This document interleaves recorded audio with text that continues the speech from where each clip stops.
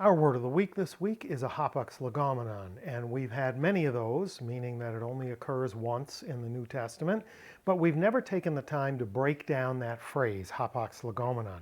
So let's start today by doing that. So hapax legomenon, legomenon is a present passive participle, nominative, neuter, singular. So legomenon by itself is literally a thing being said, something being said. And then hapax means once or singular, single. So hapax legomenon is literally a thing being said once. What if you had a whole collection of them, a bunch of words that only occur once? If we wanted to pluralize it, it would be hapax legomena instead of legomenon. So hapax legomenon, a thing being said once. And our word of the week this week is in fact a thing being said once. It's in Luke chapter 23 verse 18. Let's read the verse from the ESV. But they all cried out together, "Away with this man and release to us Barabbas." So this is at the trial of Jesus when Pilate offers, as was the custom, to release a prisoner, and he encourages the crowd to accept Jesus as the released prisoner because he doesn't see the guilt in the man rising to the level that they're asking for his life. But they all together as one shouted out, "Get this guy away from us. We want nothing to do with this Jesus, and instead release to us Barabbas." So our word of the week is in the intro to the quote. Let's look at it in Koine. Anekrogon de pamphlethe legontes. So anekrogon is an aorist verb. They cried out. De, but they cried out. And our word of the week is pamphlethe, all together. Pamphlethe, all together. And they cried out all together, legontes, saying, ... What was it that they were saying? Get this Jesus out of here and release to us instead Barabbas. So our word of the week, pamphlethe, is from pan, meaning all, and plethos, the whole crowd, the whole assembly, the whole population. So pamphlethe is an adverb, and it modifies the verb anekrogon. The crying out was what kind of crying out? It was a crying out all together. By using this adverb, Luke tells us that the crowd was united in the action, in the crying out. They're all crying out together, and also in the content, because the message of the unified crying out is a unified message, right? Take that man away and release to us Barabbas. So the crowd is unified in both action and in the content of their speech. The adverb here modifies the crying out in both ways. You could say it also modifies the participle legontes, saying, right? Because they're saying all this one thing. All together now. What do we want? Barabbas. When do we want him? Now. Pretty wild situation.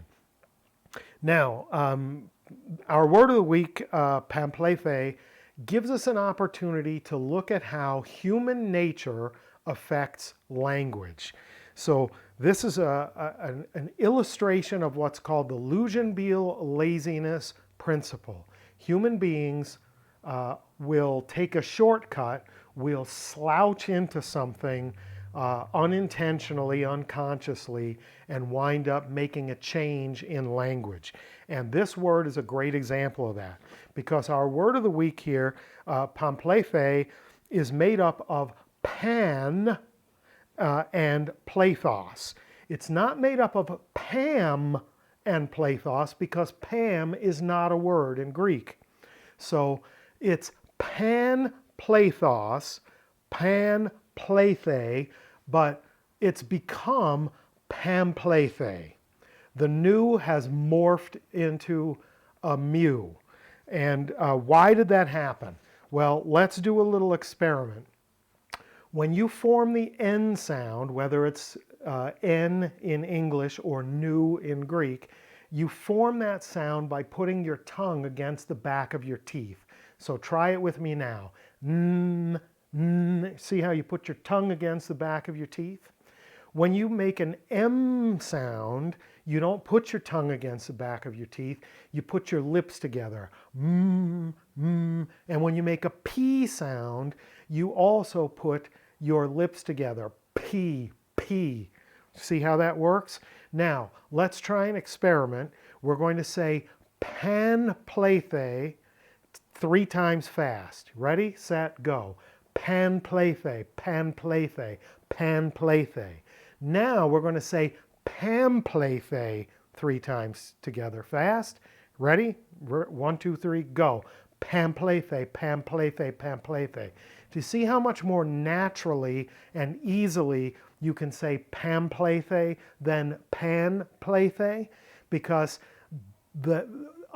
a P sound following an M sound is more natural, the lips coming together, than if you have to move from the tongue against the teeth.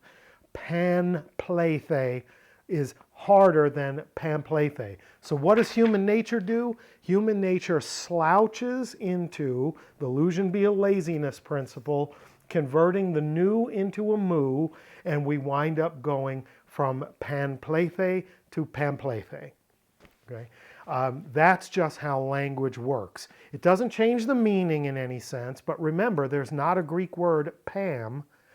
We've taken pan, all, and slouched our way into pamplethe.